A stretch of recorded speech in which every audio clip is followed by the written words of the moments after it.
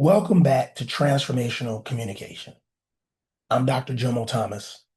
Today we begin with chapter 2, when truth becomes a weapon. Let's dive in. Have you ever been right and still wrong?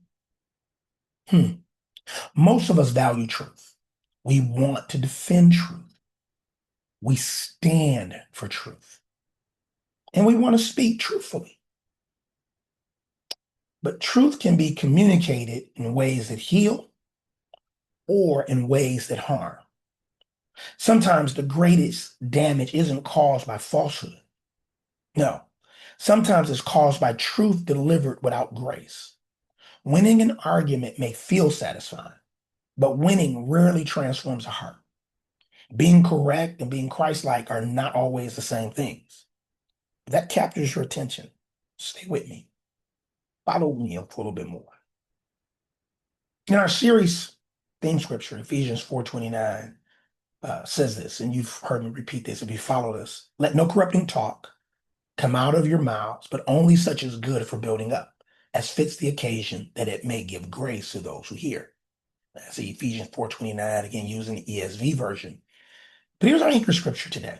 Colossians 4:6 says this, let your speech always be gracious, seasoned with salt, so that you may know how you ought to answer each person. Notice that, always be seasoned with salt. Listen, truth matters. Truth is essential. Without truth, there can be no transformation. But scripture never separates truth from love. Unfortunately, we often do. Many difficult conversations begin with good intentions, yet somewhere along the way, the goal shifts. Instead of helping, we start winning. Instead of understanding, we start proving. Instead of restoring, we start defending. We've all experienced conversation where someone was technically correct, but relationally damaging. The truth may have been accurate, but the delivery destroyed receptivity. Jesus never communicated that way. He spoke truth boldly, yet people were drawn to him. Why? Because truth and grace traveled together. People felt seen, they felt respected, and they felt valued, even when they were being challenged. Truth without grace often creates resistance.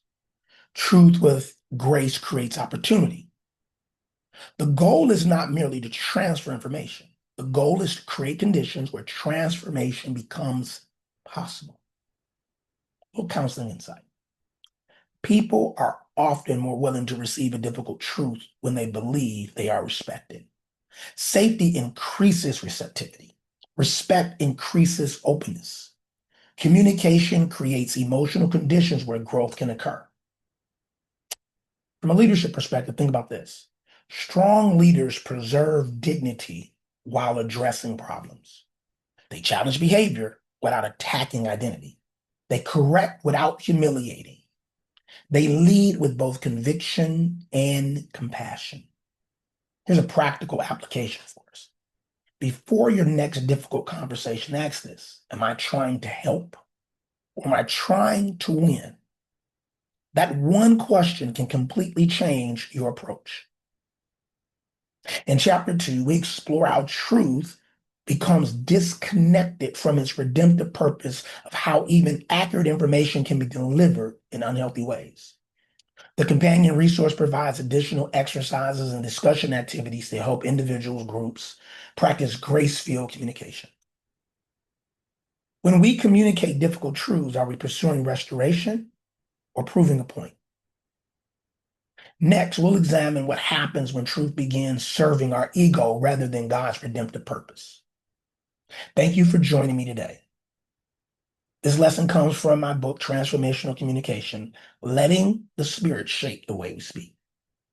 The book is accompanied by additional learning resources designed to help individuals, couples, churches, ministry teams, and leadership groups and small groups engage in these principles more intentionally. If today's discussion captured attention, I encourage you to spend more time in chapter 2, where we explore this topic in significantly greater depth and provide practical tools for application. Until next time, let's continue allowing the Spirit to shape the way we speak, listen, and relate to one another. God bless you.